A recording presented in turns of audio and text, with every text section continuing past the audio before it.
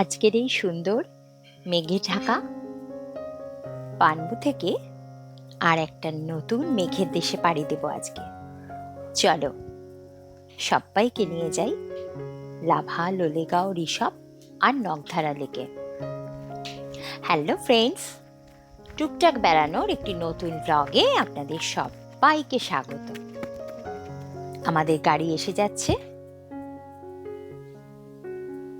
সেই জন্য তাড়াতাড়ি আমরা চটপট রেডি হয়ে বেরিয়ে পড়লাম। আর পানবু থেকে 7 সিটার এই গাড়িটি ভাড়া নিল 4,000 টাকা।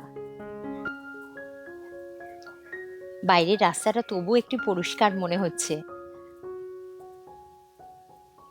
কিন্তু জানি না কতক্ষণ এই পরিষ্কার রাস্তা দেখতে পাবো। মাঝে মাঝে একটু নীল আকাশ, মাঝে মাঝে কুয়াশা। আমরা এখন এসে গেছি লোলেগাঁওতে। চারিদিকে মেঘ উড়ে উড়ে বেড়াচ্ছে। ঘন পাইনের জঙ্গল, নিস্তব্ধ প্রকৃতি আর অবিরাম ঝিঝি পোকার ডাক। যাদের পছন্দ আর যারা চাও নিজের সাথে বেশ কিছুটা সময় চুপচাপ কাটাতে, তাদের জন্য কিন্তু লোলেগাঁওয়ের এই ভিউ পয়েন্টটি আদর্শ জায়গা। আমরা সবাই বেশ কিছুটা রাস্তা হেঁটে নিলাম। চুমিয়া যেও তুমি আমার বনভূমি, দক্ষিণ সাগরের সমীরণ, যে শুভক্ষণে মম আসিবে প্রিয়তম, ডাকিমে নাম ধরে অকারণ। বন্দিতাও আজকে খুব উচ্ছ্বসিত। আমিও সাবধানে পা ফেলে কাঠের সাঁকো বেয়ে নেমে এলাম। আজকে কেন জানি না বারবার অমিতা লাবণের কথা মনে পড়ছে। মনে হচ্ছে শিলং পাহাড়টি যেন এই লোলেগাঁওয়ের পাইন বনে এসে মিশে গেছে। একটা ভীষণ অদ্ভুত রকমের ভালো লাগা তৈরি হয়েছে এই জায়গাটায়। ছেড়ে যেতে ইচ্ছে করছে না। চলে গেলেও বারবার আসবো, প্রকৃতিকে কথা দিয়ে গেলাম।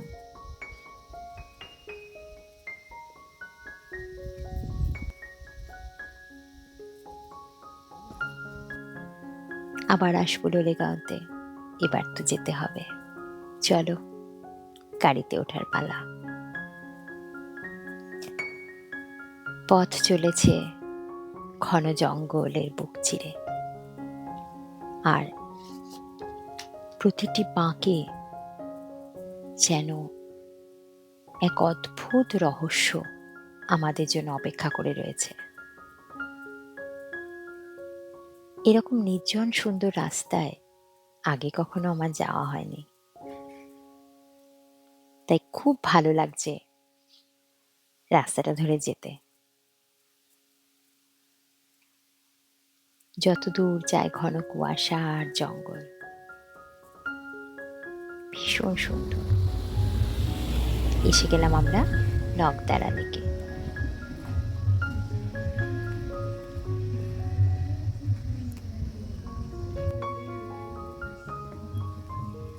নগদারা লেকে ঢুকেই ডান দিকে হচ্ছে টিকিট কাউন্টার, এবং 20 টাকা করে পার হেড আপনাদের টিকিট লাগবে।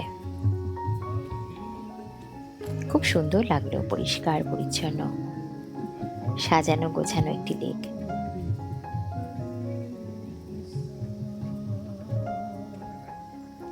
এই জায়গাগুলো এখনো তেমন ভাবে এক্সপ্লোর হয়নি।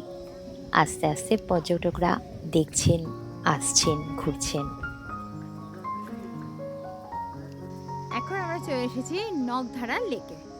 তো আপনাদের এবার দেখাবো এই লেকটা পাহাড়ের কোলে, আর চারিদিকে পুরো পাইন গাছ। খুব খুব সুন্দর পরিবেশ, দারুণ জায়গাটা। এখানে কিন্তু আপনারা একটা রাত থেকেও যেতে পারেন। ওই যে দেখা যাচ্ছে নগদারা লেক ভিউ রিসর্ট, এখানে কিন্তু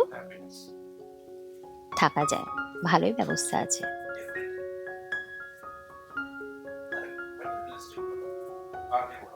চলুন এবার ঘুরে দেখা যাক এই লেকটা। এখানে অনেকে বোটিংও করেন, কিন্তু বোটিংয়ের জন্য আলাদা চার্জ আছে। আর ঘুরতে ঘুরতে যেটা দেখলাম সেটা আরো সুন্দর, দাঁড়ান দেখাচ্ছি। এই দেখুন মাছের ঝাঁক, এটা একটা দারুণ পাওনা আমাদের। এই লেকে সবাই বলল যে মুড়ি নিয়ে আসছে এবং মুড়ি খাওয়ালে পুরো মাছগুলো এক জায়গায় হয়ে এক ঝাঁক চলে আসে এবং ভীষণ সুন্দর লাগে দেখতে। তাই জন্য আমরাও মুড়ি ছিটোতে লাগলাম।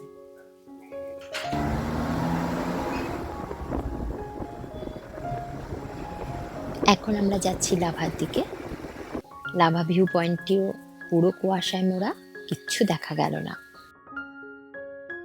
লাভার উচ্চতা কিন্তু প্রায় ৭,২০০ ফিট, যেটা দার্জিলিং এর থেকে অনেকটাই উঁচু। লাভা মনাস্ট্রিও খুব বিখ্যাত একটি মনাস্ট্রি। এবার আমরা চললাম ঋষভের দিকে। যত এগোচ্ছি তত যেন ঘন কুয়াশা আরো বাড়ছে এবং ঋষভের রাস্তাটাও অনেক জায়গাতে ভাঙা। পেয়ে গেলাম কিন্তু ঝকঝকে আকাশ, কিন্তু যদিও তার স্থায়িত্ব বেশিক্ষণ না, কয়েকটি স্ন্যাপ নিয়ে নিলাম আমরা। কি সুন্দর লাল নীল হলুদে মোড়া বাড়িগুলো, একদম ছবির মতো সাজানো। ঋষভ ভিউ পয়েন্টে দাঁড়িয়ে একটা স্ন্যাপ নিয়ে নিলাম। তারপর ঋষভের রাস্তায় দেখো নেপালি গানের তালে তালে আমাদের সঙ্গীরা নাচছে। খুব আনন্দ লাগলো, খুব নির্জন নিস্তব্ধ। এই পরিবেশটার মজাটা কিন্তু আলাদা। আর যেহেতু এখন কালী পুজোর সময় চলছে, তাই উৎসবের আমেজটা সবসময় লক্ষ্য করা যাচ্ছে। খুব খুশি হয়েছে আজকে বন্দিটা, বোঝাই যাচ্ছে। কিন্তু ফেরার পালা, আবার গাড়িতে উঠে, যেহেতু আমাদের ওয়ান ডে ট্যুর এবং ঋষভের রাস্তাটা খুব নির্জন জঙ্গল দিয়ে যেতে হবে বলে আমরা আর দেরি করলাম না। এক ঝলক ঋষভটাকে সুন্দর করে দেখে নিলাম। জানি না আবার কবে আসা হবে, তবে আসবো সে তো অবশ্যই। আবার কেন, বারবার আসতে হবে। মাত্র 3:30 বাজে, তাতেই দেখো কিরকম অন্ধকার হয়ে আসছে। পাইনের পথ,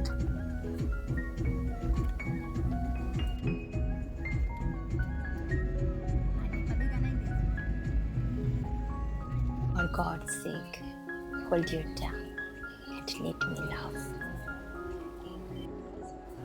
আজকে যেন প্রকৃতি প্রেমে বারবার পড়ে যাচ্ছে, শুধু মুগ্ধতা চারিদিকে। অনেকটা ভালো লাগা মেখে নিয়ে আমরা ফিরছি। তবে এই দিনটি মনের মণিকোঠায় সুন্দর করে সাজিয়ে রাখবে।